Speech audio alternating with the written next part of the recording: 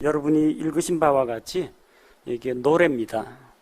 드보라와 바락이 하나님께 찬양하며 부른 노래가 기록되어 있습니다.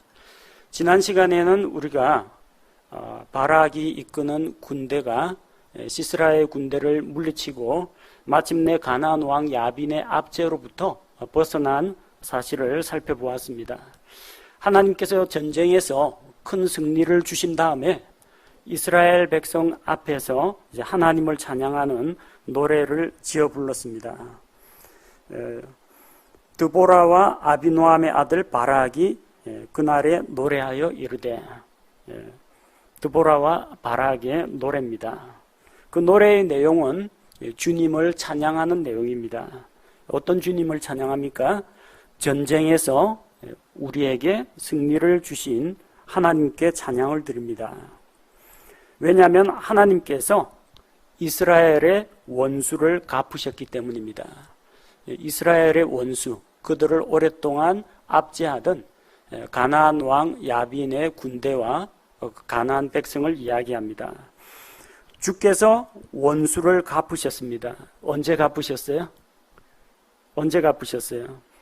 백성이 즐거운 마음으로 하나님 앞에 기꺼이 헌신할 때, 그때 하나님께서 원수를 갚으셨습니다. 여기서 우리가 한 가지 사실을 발견할 수 있습니다.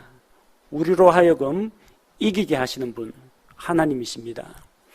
전쟁에 나갔을 때 승리하도록 도우시는 이는 하나님이십니다. 내가 영적 전쟁에 나서서 싸울 때 항상 우리를 그리스도 안에서 이기게 하시는 분은 하나님이십니다. 근데 문제는 하나님께서는 승리를 약속하시고 또 우리에게 승리를 주고자 하시지만, 문제는 누군가는 나가서 싸워야 한다는 겁니다. 누가 싸워요? 하늘에 있는 천사가 나 대신 싸워요? 아니면 예수님이 다시 내려와가지고 나를 대신해서 싸워주십니까? 우리가 주님의 이름을 의지하고 나아가서, 전쟁터에 나아가서 즐거운 마음으로 헌신할 때 주께서 승리를 주십니다. 전쟁에서 싸워야 하는 것은 이스라엘 자손의 몫이었습니다. 영적 전쟁에서 승리를 주십시오 하고 기도하는 것은 우리가 하나님께 도움을 요청하지만 직접 전쟁터에서 맞부딪혀서 싸우는 것은 우리 자신입니다. 기도만 해서는 안 됩니다. 하나님 이기게 해주십시오. 하나님 누가 구원받게 해주십시오. 하나님 나에게 필요한 물질적인 것들을 공급하여 주십시오. 골방에 가만히 앉아가지고 기도만 하는 걸로 끝나서는 안 됩니다. 나아가야 됩니다. 구하고 찾고 두드리고 만나고 부딪히고 복음을 전하고 권면하고 영적 전쟁에 나아가서 싸우고 직접 우리가 행할 때 하나님께서 승리를 주십니다. 자, 3절에 노래하는 자가 누군지 듣는 자가 누군지 묘사가 되어 있습니다. 자, 오 너희 왕들아 들을지어다. 여기서 왕들은 이스라엘의 왕을 이야기하지 않습니다. 자, 여호수아기 끝나고 사사기 끝나고 그 다음에 사무엘기에 가서 사무엘이 베냐민 지파의 사울을 왕으로 세웁니다. 사사시대에는 그때에는 이스라엘의 왕이 없었으므로 왕이 없던 시대입니다. 여기 너희 왕들아 들을지어다 하는 것은 이스라엘의 왕들이 아니고요, 주변에 있는 이방 민족들을 이야기합니다. 이방 민족들의 왕들을 이야기합니다. 오 너희 통치자들아 귀를 기울일지어다. 통치자들은 백성의 치리자들을 말합니다. 그래서 나 곧 내가 주께 노래하며 내가 노래로 주 이스라엘의 하나님을 찬양하리로다. 나 곧 내가 했는데 여기서 나는 드보라를 말합니다. 그 아래쪽에 보면은 마침내 나 드보라가 일어났고 이렇게 되어 있죠. 말하는 사람, 노래하는 이는 드보라를 이야기하고, 또 이 노래를 듣고 노래에 귀를 기울이고 또 그 소식을 전해야 될 사람들이 있어요. 이방의 왕들은 들어야 됩니다. 하나님께서 놀라운 권능으로 이스라엘에게 큰 승리를 주셨기 때문에 주께서 행하신 놀라운 일들을 이방의 왕들도 들어야 됩니다. 백성의 통치자들도 들어야 합니다. 10절에 보면은 그 통치자들이 나오죠. 흰 나귀를 탄 자들아, 이 나귀를 타고 다니면서 각 성읍들을 다스리는 이스라엘의 재판관 지도자들을 이야기합니다. 그리고 10절에 보면 또 들어야 할 사람들이 있죠. 길에서 걷는 자들아, 지나가는 행인, 일반 행인들도 듣고 그것을 다른 사람들에게 말해야 됩니다. 이 노래를 듣고 들은 자들은 하나님을 찬양하는 이 노래를 다른 사람들에게 전파할 책임이 있습니다. 주께서 어떤 놀라운 일을 행하셨는가? 4절과 5절에 주 하나님의 위엄과 영광이 나타나 있습니다. 4절 말씀을 보니까 주여 주께서 세일에서부터 나오시고 에돔의 들에서부터 행진하실 때 땅이 진동하며 하늘들이 물을 내리고 구름들도 물을 내렸다고 했습니다. 주께서 세일에서부터 나오시고 에돔의 들에서부터 행진하실 때, 구약 성경 가운데 민수기를 보면은 이스라엘 백성의 광야 여정 가운데 그들이 구름 기둥과 불 기둥의 인도를 받아서 에돔 지역을 우회해서 지나는 것을 우리가 살펴볼 수가 있습니다. 또 하나님께서 영광스럽게 임재하실 때에 신명기 33장 2절에서는 그가 이르되 주께서 시내에서 오시고, 시내라는 건 시내산을 이야기합니다. 시내에서 오시고 세일에서 일어나, 세일이라고 하는 것은 세일 자손들, 에돔 자손들이 살고 있는 세일 산을 이야기합니다. 그들에게 오시며 바란산에서부터 빛을 내시고 수만 성도와 함께 오셨는데 그분의 오른손에서 그들을 위하여 불같은 율법이 나왔도다. 하나님의 영광스러운 그런 임재에 대해서 이야기하고 있고, 또한 한편으로 이것은 장차 종말론적인 관점에서 볼 때 이 땅에 심판하러 오시는 예수 그리스도를 나타내기도 합니다. 이사야 63장 1절에 보면은 심판과 구원을 베푸시는 주님에 대해서 기록이 되어 있습니다. 에돔에서 나오며 물들인 옷을 입고 보스라에서 나오는 이 자는 누구냐? 의복이 영화롭고 자신의 큰 능력으로 다니는 이 자는 누구냐? 의 안에서 말하는 나니 곧 구원하는 능력이 있는 자니라. 우리 주님을 이야기합니다. 주께서 오셔서 거역하는, 반역하는 백성들을 마치 포도즙 틀에서 포도를 밟는 것과 같이 짓밟으시고 원수 갚는 그 날, 구속하는 그 해를 오게 하신다는 그 예언의 말씀이기도 합니다. 마찬가지로 이스라엘을 대적하는 이 가나안 왕 야빈의 군대, 시스라가 이끄는 그 군대를 주께서 크고 영화로운 모습으로 임재하셔서 그들을 물리치신 것을 이야기합니다. 그때 주님의 임재 앞에서 땅이 진동하며 하늘들이 물을 내리고 구름들도 물을 내렸다고 했습니다. 하늘에서 비가 왔다는 이야기죠. 바락과 시스라의 그 가나안 군대가 싸우는 날 주께서 큰 비를 내리셨습니다.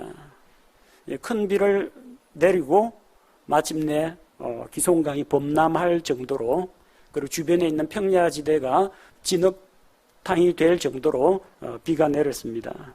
그리고 그 비로 말미암아 적의 병거를 진흙탕에 묶어두고 이스라엘의 보병이 공격할 수 있게 된 겁니다.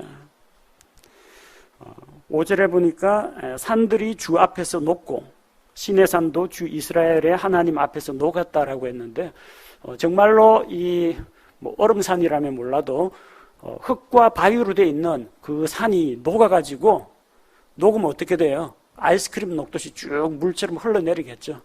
그러면 시내산이 평평하게 낮아졌느냐? 그런 건 아닙니다. 산들도 하나님의 권능과 영광 앞에서 두려워서 겸손히 자기를 낮추었다는 이야기입니다. 높은 것들, 교만한 것들, 이런 것들이 주님 앞에서 낮아졌다는 이야기입니다. 여호수아 2장에 보면은 여리고의 창녀 라합이 이스라엘의 정탐꾼 앞에서 자기의 믿음을 고백합니다. 주 하나님께서 이스라엘 백성을 위해서 행하신 그 놀라운 일들, 이집트에서 행하신 기적, 홍해를 가르신 일, 광야에서 행하신 기적, 요르단강을 말리신 일, 이런 것들을 들을 때 여리고 사람들은 물론이고 이 가나안 백성의 마음이 물처럼 녹았다고 했습니다. 마음이 어떻게 정형화된 형체가 있는 건 아닙니다. 뭐 마음이 고체가 됐다, 액체가 됐다 하는 건 아닙니다.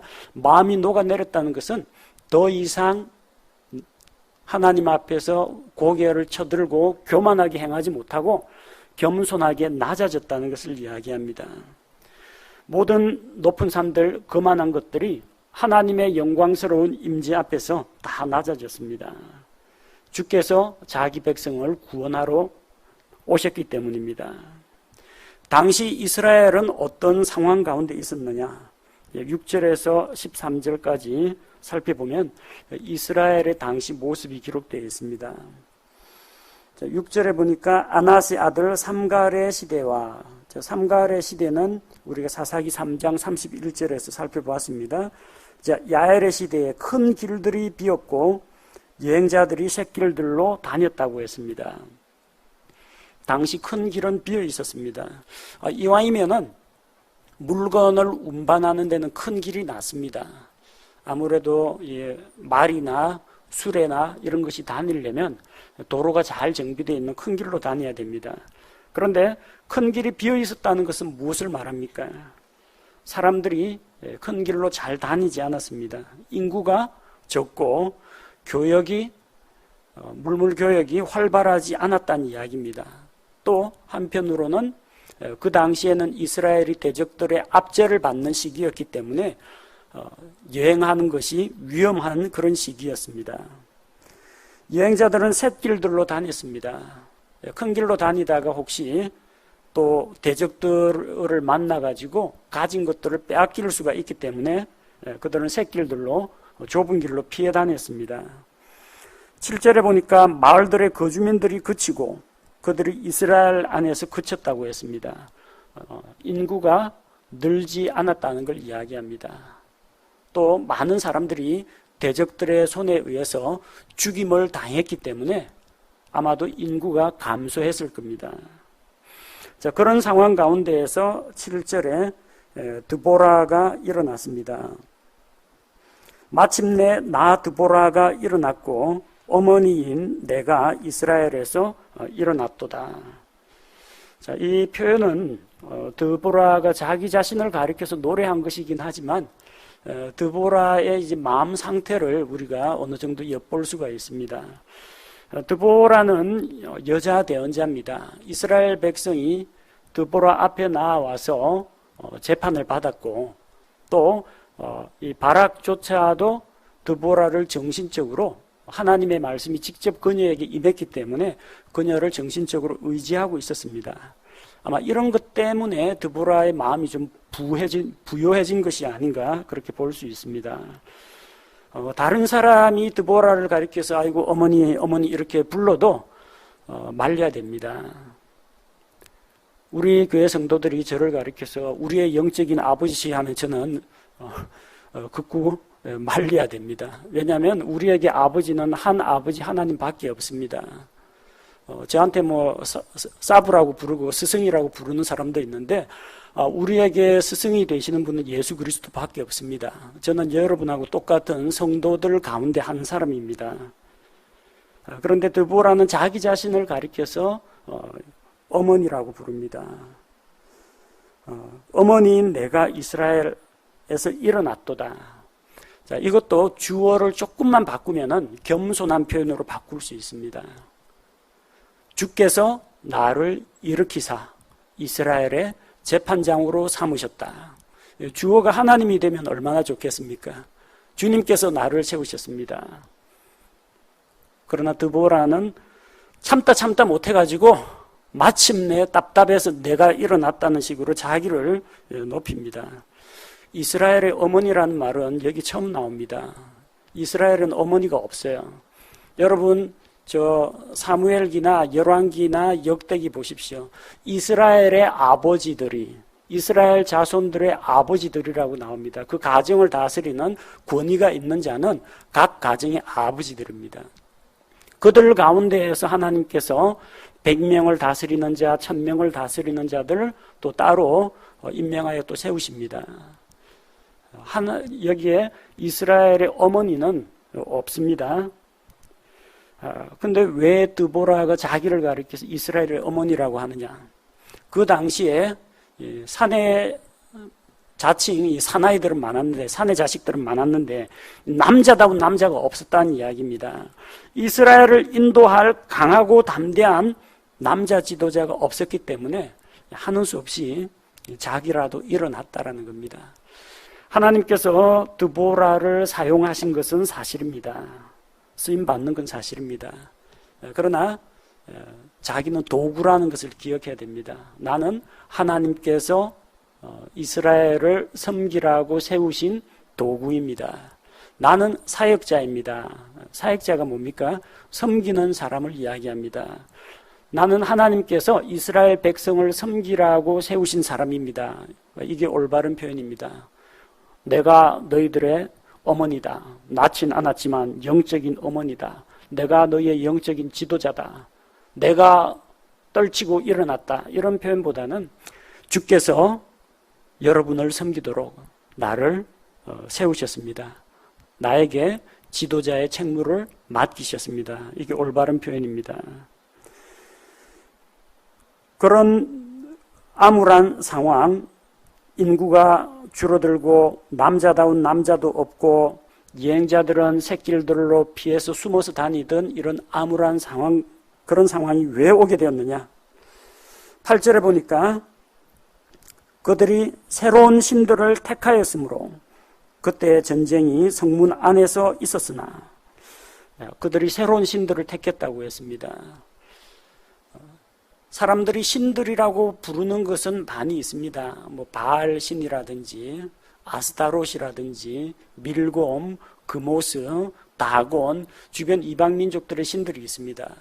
그러나 이스라엘 민족은 한 번도 이런 신들의 이름을 들어본 적이 없습니다. 그들은 들으라 이스라엘아, 주 우리 하나님은 곧 한 주시니, 오직 한 하나님이 계신다는 것만 알았습니다. 새로운 신들이라는 것은 자기가 지금까지 아버지들로부터, 조상들로부터 듣고 배운 그 주 하나님 이외에 근래 새롭게 등장한 신들, 가나안 땅에 들어와서 처음 듣는, 새로 알게 된 신들을 이야기합니다. 한마디로 이야기하면 우상을 이야기합니다. 이방 민족의 신들을 말합니다. 그들이 새로운 신들을 택하였기 때문에 그때 전쟁이 성문 안에서 있었으나, 전쟁은 성문 안에서 하지 않습니다. 적이 쳐들어왔다. 그럼 성문 굳게 걸어 잠그고 농성전하거나, 아니면 자기 군대가 좀 세다. 그럼 성문 열고 성 밖으로 나가서 싸워야 됩니다. 싸우려면 밖에서 싸워야 됩니다. 안에서 싸우면요, 안에 있는 사람들 다 다칩니다. 어디 부서져도 안에 있는 집이나 안에 있는 사람들이 다치고 부서지고 불타고 피해를 입게 됩니다. 대부분 전쟁은 넓은 평지에서 양 진영이 진을 치고 맞붙어서 싸웁니다. 근데 전쟁이 성문 안에 있었다는 건 무엇을 말합니까? 대적들이 성문 안까지 쳐들어왔다는 겁니다. 그런데 막을 수비병이 없다는 겁니다. 성문이 뚫렸어요. 전쟁에 졌다는 이야기입니다. 자, 그런데 그때 과연 이스라엘 안에 4만 명 가운데 방패나 창이 보였던가? 창과 방패를 들고 전쟁에 나갈 4만 명은 어디에 있느냐는 겁니다. 바락이 이끌고 간 군대가 지난 시간에 우리가 살펴봤죠. 몇 명입니까? 4장 10절. 다볼산으로 병사들을 이끌고 올라갔죠. 자기 발밑에 10,000명을 거느리고, 4만 명이 아니라 이번 전쟁에 동원된 군사는 10,000명입니다. 근데 이스라엘 안에 4만 명은 누구를 이야기하느냐? 여호수아 4장 13절에 나오는 이스라엘 군대를 이야기합니다. 여호수아기 4장 13절 보면은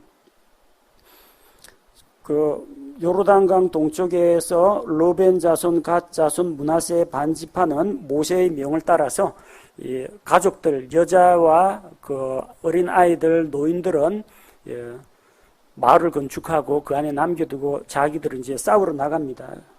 13절에 보니까 4만 명 가량이 전쟁을 하려고 예비한 채 주 앞에서 건너가 싸우려고 여리고 평야에 이르니라. 자, 이 전쟁을 하러, 가나안 전쟁을 하러 여호수아가 데리고 나간 병력이 4만 명입니다. 그 4만 명은 거인 족속하고 싸워서도 이기고 철병거를 거느린 그런 군대들과 싸워서도 이겼습니다. 여호수아기를 읽다 보면 곳곳에서 승리의 나팔 소리가 울려 퍼집니다. 그 4만 명 어디 갔느냐는 겁니다. 이 가나안 족속들을 정복하던 하나님의 군대에 4만 명이 이스라엘 가운데서 이제 더 이상 보이지 않는다는 겁니다. 왜 보이지 않습니까?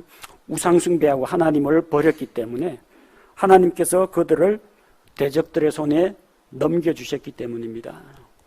지금 이 시대는 어떤 시대였느냐? 여호수아 당시의 영광스러운 그 승리는 잊혀지고 창과 방패, 칼을 들고 전쟁터에 용감하게 나아가던 4만 명은 간 곳이 없고 성문이 뚫리고 대적들의 압박을 받는 그런 시기라는 겁니다. 용기 있게 싸우러 나갈 자가 없는 그런 시대였다는 겁니다. 그런데 이스라엘 백성이 즐거운 마음으로 주께 헌신할 때 주께서 대적들에게 원수를 갚으셨습니다. 자, 누가 어떻게 헌신했습니까? 9절에서 15절을 보겠습니다. 자, 9절에서 11절 말씀을 보면 드보라의 마음이 누구를 향하고 있습니까? 헌신한 자들을 향하고 있습니다. 내 마음이 이스라엘을 다스리는 자들, 곧 백성 가운데서 기꺼이 헌신한 자들에게로 향하나니 너희는 주를 찬송하라. 이스라엘에 다스리는 자들, 누굽니까? 백성 중 주께 헌신한 자들입니다. 아마도 그들 가운데에서 이 재판관들 말고도 백성의 장로들도 있을 테고요. 1000명을 다스리는 자, 100명을 다스리는 자, 50명을 다스리는 자, 10명을 다스리는 자, 이런 직무를 맡은 사람들이 있을 겁니다. 그런데 누가 진정한 지도자냐?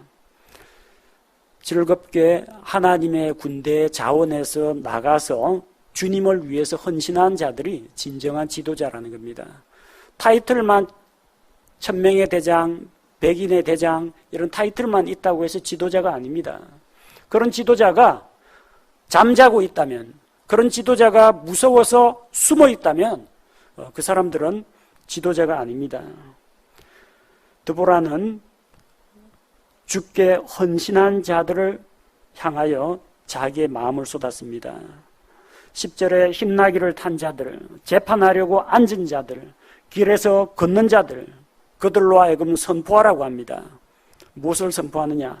주의 의로운 행적들을 자세히 말하라는 겁니다. 주께서 얼마나 놀라운 일을 행하셨는가. 12절, 13절, 자, 깨어나라, 일어나라고 합니다. 깰지어다, 깰지어다, 드보라여 깰지어다, 깰지어다, 노래할지어다, 일어날지어다, 바라기여. 이스라엘 백성 가운데 창과 방패를 든 4만 명이 보이지 않습니다. 이제 누군가가 일어나야 됩니다. 그 당시에는 누가 일어났습니까? 여호수아가 일어났습니다. 갈렙이 일어났습니다. 그래서 나머지 10명이 부정적인 보고를 하더라도 이 두 사람의 믿음의 용사가 백성들을 안심시키면서 하나님께 영광을 돌리면서 하나님만을 신뢰하라고 백성들의 마음을 진정시켰습니다. 비느하스가 일어났습니다. 발람의 꾀에 빠져가지고 미디안 여자들과 우상숭배에 동참하고 음행을 저지르고 또 미디안 여자를 몰래 이스라엘 진중에 데리고 왔을 때 비느하스가 일어나서 창을 들고 두 남녀를 찔러 죽임으로 말미암아 이스라엘을 향한 하나님의 진노가 멈추었습니다. 누군가가 일어나야 합니다. 누가 일어나야 됩니까? 지도자가 일어나야 됩니다. 드보라가 깨어나야 됩니다. 바락이 일어나야 됩니다. 여러 자매님들 깨어나야 됩니다. 여러 형제님들 일어나야 합니다. 오늘날 한국교회의 가장 큰 문제가 무엇이냐면 잠자고 있다는 겁니다. 많은 그리스도인들이 잠들어 있습니다. 심지어 영적 지도자들조차도 잠들어 있습니다. 지금이 어느 때인지 분별하지 못하고 오로지 당장 눈앞에 있는 일들에만 매여 있습니다. 하나님을 바라봐야 됩니다. 다가올 앞으로 닥쳐올 미래를 대비해야 됩니다. 자기들이 세상을 떠난 다음에 그 뒤를 이어서 나타날 이 믿음의 다음 세대들을 양육해야 됩니다. 주님 다시 오실 그날에 자신과 모든 성도들이 부끄럼 없이 주님 앞에 설 수 있도록 예비해야 됩니다. 근신하라, 깨어라. 너희 대적 마귀가 울부짖는 사자같이 두루다니며 삼킬 자를 찾는다고 했습니다. 영적 전쟁에 나아가는 자가 한 구석에서 잠자고 있으면 안 됩니다. 그래서 깨어나라고 했습니다. 지도자부터 깨어나야 합니다. 아비노함의 아들 바락은 전쟁에서 잡은 포로들을 끌고 가라고 합니다. 너 아비노함의 아들이여, 바락이여, 너 아비노함의 아들이여. 아비노함의 아들 바락입니다. 내가 포로로 잡은 자들을 포로로 이끌지어다. 전쟁에 나아가서 승리했다는 이야기입니다. 이 포로들은 자기 백성이 아니고 대적들을 이야기합니다. 그런데 포로로 잡은 자들을 포로로 이끈다는 말씀은 구약 성경 시편 68편 18절과 에베소서 4장 8절에도 기록되어 있습니다. 똑같은 표현입니다. 이때는 포로로 잡힌 자들이 좀 다릅니다. 여기서 포로로 잡힌 자들은 아담의 죄로 인해서 육체의 죽음을 당한 자들, 하나님을 믿고 구원은 받았습니다. 하지만 죄의 문제가 해결되지 않아가지고 낙원 속에, 포로 수용소에 갇혀있던 낙원에 있던 성도들을 이야기합니다. 그들은 하나님께 나아갈 수가 없었습니다. 하나님 믿고 구원받은 구약 성도들입니다. 그렇지만 셋째 하늘 하나님 계신 곳에는 갈 수가 없었습니다. 왜 그러냐면은 구약 시대의 희생물은 죄를 제거할 수가 없습니다. 죄를 덮어주는 역할만 했습니다. 죄를 덮어주는 그런 속죄하는 역할만 했습니다. 죄는 누가 제거하느냐? 요한복음 1장 29절 세상 죄를 제거하시는 하나님의 어린 양 예수 그리스도의 십자가 구속 사역으로 말미암아 죄가 제거가 됩니다. 그러니까 땅속 낙원에 있던 구약시대의 성도들은 예수 그리스도의 십자가 대속의 피가 흘려진 이후에 예수님이 부활하신 이후에 주께서 하늘로 올라가실 때 포로로 잡혀있던 그 포로들을, 이거는 나쁜 의미에서 적군 포로가 아닙니다. 죄의 권능 하에서 아담의 범죄로 인해서 육체의 죽음을 맛보고 하늘에 올라가지 못하고 낙원의 포로 수용소에 갇혀있던 그들을 이끌고 셋째 하늘에 있는 낙원으로 주께서 그들을 데리고 올라가셨다는 이야기입니다. 그게 에베소서 4장 8절 말씀입니다. 그래서 아비노함의 아들 바락이 행한 이 일들, 전쟁에서 잡은 포로들을 포로로 이끌고 간 것은 예수 그리스도께서 장차 사망의 권세 아래에 놓여있던 구약 성도들을 이끌고 하늘로 데려가신 것을 이제 예표하는 그런 사건이기도 합니다. 그리고 남은 자들로 하여금 백성 가운데 있는 고귀한 자들을 지배하게 하신다고 했습니다. 남은 자들, 성경에 자주 나오는 표현입니다. 이사야서에 보면은 남은 자들 이야기가 나옵니다. 로마서의 11장에도 나옵니다. 이스라엘의 남은 자들, 언젠가는 남은 자들, 하나님께 대한 믿음을 지키고 또 주님께로 돌아온 이 남은 자들이 하나님 앞에서 크게 쓰임 받을 때가 있습니다. 그들은 이제 환난기 때에 복음을 전하는 자로 활동하게 될 것입니다. 나로 용사들을 지배하게 하셨다. 드보라로 하여금 이스라엘의 군대 바락과 더불어서 이스라엘의 10,000명의 군대를 이끌게 하셨다는 이야기입니다. 이스라엘의 다른 지파들은 무엇을 하고 있었느냐? 이렇게 힘나기를 탄 자들, 재판하려고 앉은 자들, 백성의 지도자들 가운데서 즐거운 마음으로 주께 헌신한 자들, 이런 자들은 전쟁에 싸우려고 나왔는데 자, 14절에 보니까 그 이후로 이스라엘의 각 지파들 이야기가 계속 나옵니다. 에브라임에게서는 아말렉을 치는 자들의 뿌리가 나오되 베냐민을 따라 나왔다고 했습니다. 아말렉 족속은 유다 남쪽 그 광야 지대에 머물고 있으면서 목축에 종사하기도 하고 지나가는 대상들을 습격하는 약탈 민족입니다. 그들은 이집트에서 나온 이스라엘 백성을 기습했습니다. 그때 어르비딤 골짜기에서 여호수아가 아말렉과 싸우고 모세는 산에 올라가서 하나님께 손을 들고 기도를 함으로써 아말렉을 물리쳤습니다. 그 아말렉을 치는 자들의 뿌리가 나오는데 에브라임에게서 나오는데 그들은 베냐민을 따라 나올 것이라고 했습니다. 베냐민이 아말렉을 치는데 선봉에 앞장선다는 이야기입니다. 그건 무엇을 이야기하느냐면 사무엘상 15장에 가서 주께서 베냐민 지파의 사울을 왕으로 세우시고 사울에게 명령을 주십니다. 이스라엘이 이집트에서 나올 때 아말렉이 이스라엘 민족이 약한 틈을 타서 습격한 것을 내가 기억한다. 그래서 온 천하에서 아말렉의 이름을 도말하라고 베냐민 지파의 사울을 보냅니다. 그 사울이 이스라엘 백성을 이끌고 나가서 아말렉 족속을 치게 됩니다. 미래에 대한 그런 예언도 담고 있습니다. 마길에서는 다스리는 자들이 나온다고 했습니다. 민수기 32장 39절을 보면 므낫세의 아들 마길이 있는데 그 마길의 자손이 아모리 족속을 내쫓고 길르앗 지방을 차지합니다. 요르단강 동쪽에 있는 넓은 초장입니다. 그 길르앗 지방을 차지하게 됩니다. 그래서 마길에게서도 다스리는 자들이 나오고 스불론에서는 글을 쓰는 자의 펜을 다루는 자들이 내려온다고 했습니다. 전쟁하는데 이 목물하고 펜 가지고 뭘 하느냐 할지 모르는데 전쟁에 전투병과 말고 비전투병과도 있습니다.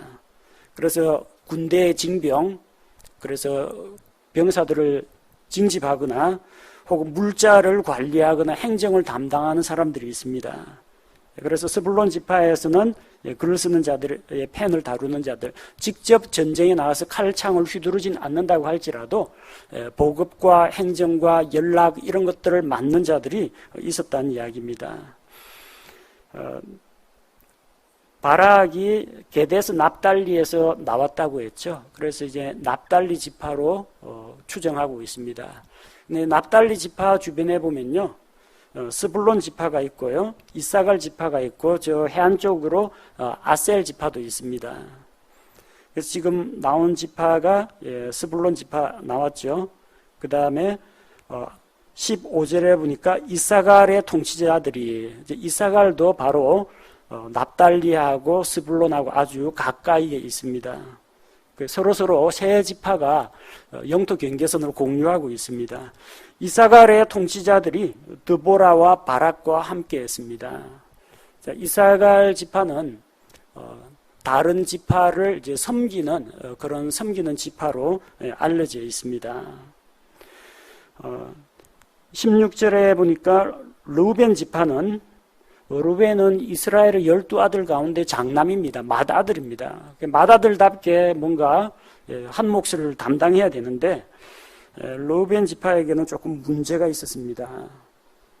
15절 후반부에 보니까 르우벤의 분열로 인하여 마음에 큰 생각이 있었도다. 르우벤 지파의 분열을 이야기하고 있죠.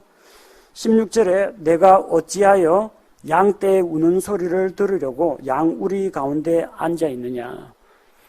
르우벤, 갓, 므낫세 반지파는 요르단강 동쪽에 있는 넓은 초장을 차지했습니다. 그들에게는 가축들이 많았기 때문에.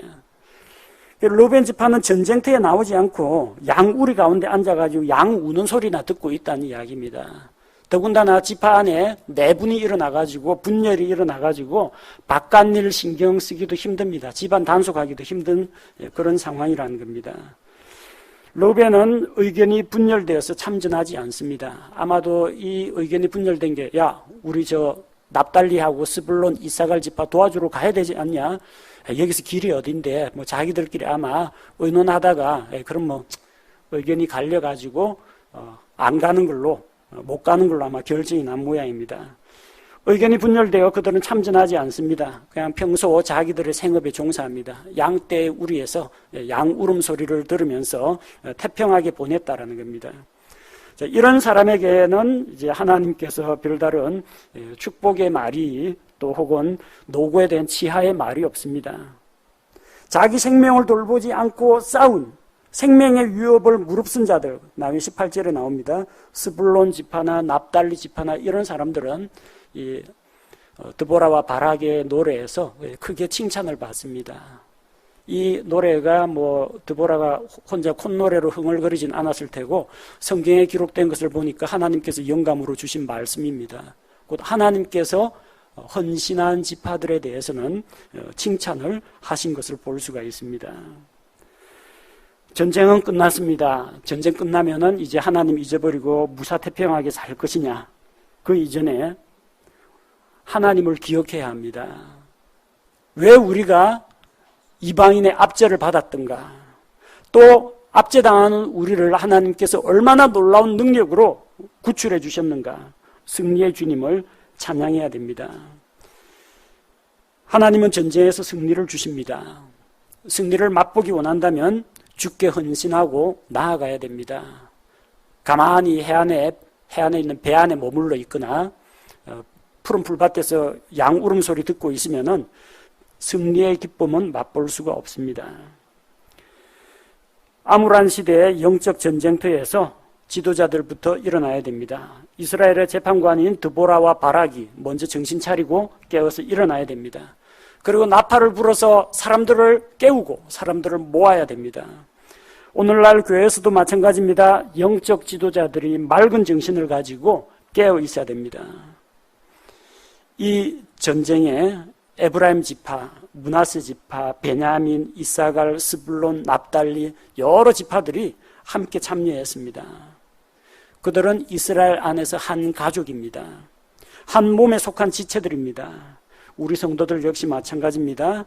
예수 그리스도의 몸에 속한 우리 지체들끼리 고통도 슬픔도 함께 나누고 전쟁의 상처도 함께 나누고 승리의 기쁨도 함께 나누어야 합니다. 이렇게 즐거운 마음으로 헌신하고 영적 전쟁에 나아갈 때 주께서 기뻐하시고 노고를 치하하시고 또 하나님께서 크게 큰 승리를 주시고 그 승리를 통해서 우리에게는 기쁨이 되고 주님께는 영광이 됩니다.